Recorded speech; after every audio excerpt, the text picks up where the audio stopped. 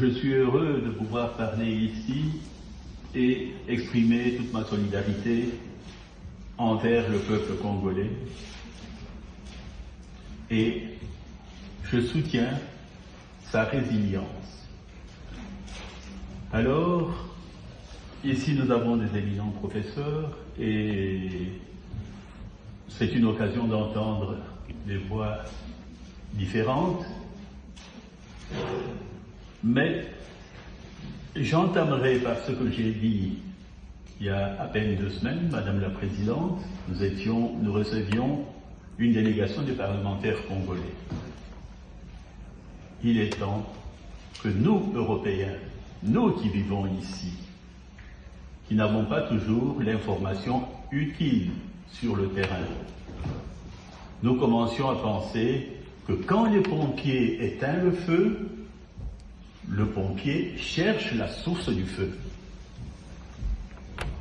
Et quelle est la source des problèmes au Congo et progressivement en Afrique? En Afrique, oui, au Mozambique. Il y a la présence de l'armée rwandaise qui accompagne l'armée française pour des problèmes d'énergie. Non seulement là, savez-vous qu'il y a à peine 2 semaines ou 3 semaines, au Congo-Brazza, les gens qui ont traversé la forêt congolaise, certains ont été mangés par des animaux, certains sont morts dans cette forêt, en train de fuir les membres de leur propre pays, le Rwanda. Il y a à peine 1-2 semaines, des bulldozers sont entrés dans le camp qui a été accordé à ces gens il y a une 20aine d'années, sans prévenir. C'est encore un problème rwandais, parce que quand on regarde ceux qui sont chassés, comme par hasard, ils ressemblent au FDLR. Ils ont la morphologie des gens du FDLR. Moi, ça ne m'intéresse pas tellement de rentrer dans les communautés, dans les discriminations, mais il y a une réalité. Cette réalité, nous, ici en Europe, nous la payons. Moi, je voudrais bien voir que les Européens vivant ici s'intéressent aux communautés rwandaises. Il n'y en a que 3.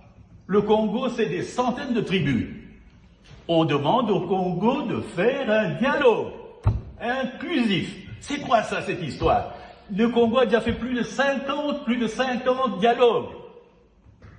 Et le dernier dialogue mortel, ou l'avant-dernier peut-être, ça a été celui de 2013 avec un président venant d'ailleurs. Vous comprendrez bien qu'ici, je n'ai pas besoin de citer, ça ne m'intéresse pas, citer le nom de certaines personnes et tout ça. Qu'est-ce qu'ils valent? Rien du tout. Alors,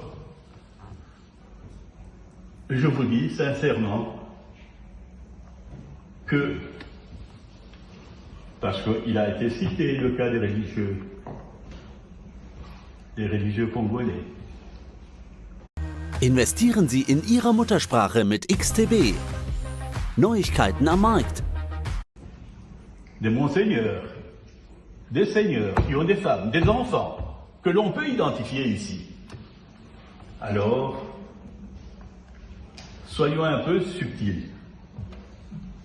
Parce que, quand il y a eu un nouveau gouvernant dans ce pays-là, plus d'1 millier d'écoles fictives étaient tenues par les religieux et prenaient l'argent de l'État.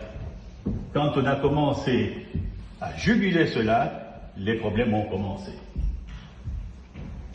Violents. Je ne pense pas que le rôle d'un cardinal, d'un monseigneur, est d'utiliser le prêchoir religieux pour absolument parler de la politique. Si vous en parlez au Congo, parlez-en quand vous allez aussi au Rwanda. Vous n'avez pas le droit de détruire, de déconstruire la société, parce qu'aujourd'hui au Congo, il y a, j'oserais même dire, des milliers de religions. religion chrétienne. Pourquoi? C'est la révolte contre ceux qui réfléchissent souvent politique au lieu de réfléchir religion. Et ça, je vous le dis très sincèrement, la Synco et le reste feraient mieux de s'occuper de ça. 1450 et donc nous sommes au XVe siècle, quand l'esclavage commence à battre son plein, traverser l'océan Atlantique, la question a été posée à la papauté pour stopper cela.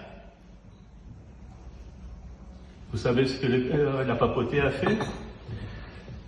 Leur question a été de savoir si les Noirs ont une âme. Et c'est resté là. Les esclavagistes ont continué. Alors, si les curés d'aujourd'hui ne nous disent pas si les Noirs ont une âme, et qu'ils continuent à prêcher, ils font exactement la même chose que ceux qui, par le passé, se lavaient les mains au lieu d'affronter la réalité. Cette fois-ci, la religion va jusqu'à chercher de l'argent. Pardon? Le bon Dieu est quoi?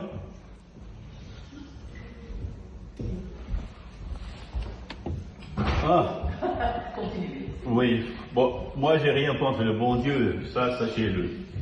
Je parle des êtres humains qui vivent sur la terre ici. Alors, qu'on n'embrouille pas la société. Madame la Présidente, allons chercher les 3 tribus rwandaises. Disons-leur qu'elles commencent à parler entre elles, à travers tous les pays du monde.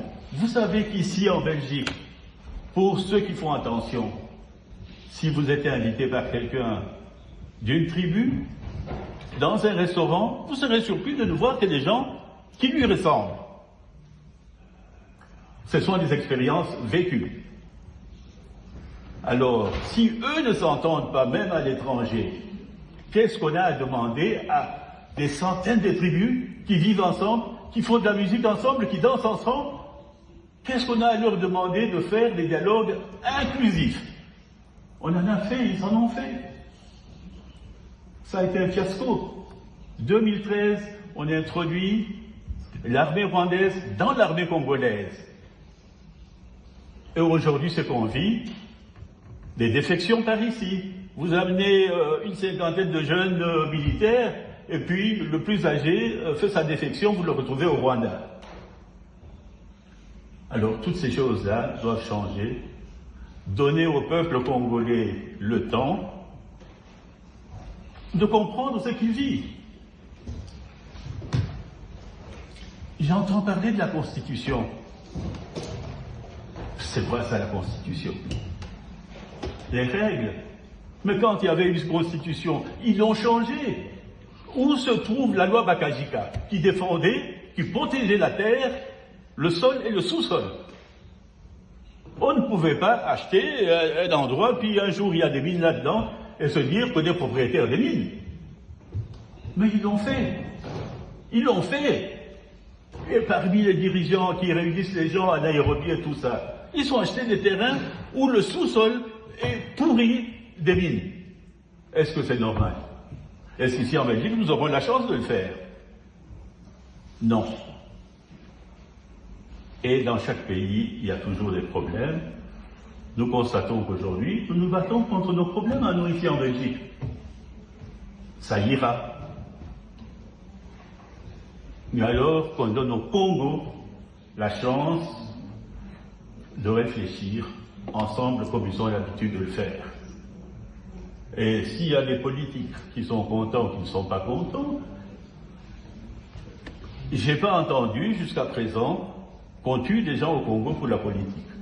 Mais quand j'étais gamin, on a pendu quatre politiciens, ministres, en plein jour, sur une place publique à Kinshasa, Pont-Cabu. Nous étions gamins, nous étions effrayés. On a vu les enfants de ces gens-là qu'on connaissait. Alors, maintenant, il est temps qu'on fasse un effort pour parler d'autre chose et essayer d'aider le Congo à être fort et essayer que nous, de la Belgique, nous ayons nos intérêts protégés. Les Français n'y vont pas pour nous, hein. Les Polonais, le président polonais est allé jusqu'au Rwanda, il a déclaré qu'il est prêt à les soutenir pour leur sécurité. Mais c'est lui qui amène les armes françaises pour l'étain qu'ils exploitent. Alors, chers amis, Madame la Présidente et distingués scientifiques et diplomates, je vous remercie pour votre présence ici et tous nos collègues qui sont là, qui ont pris parole. Voilà, merci.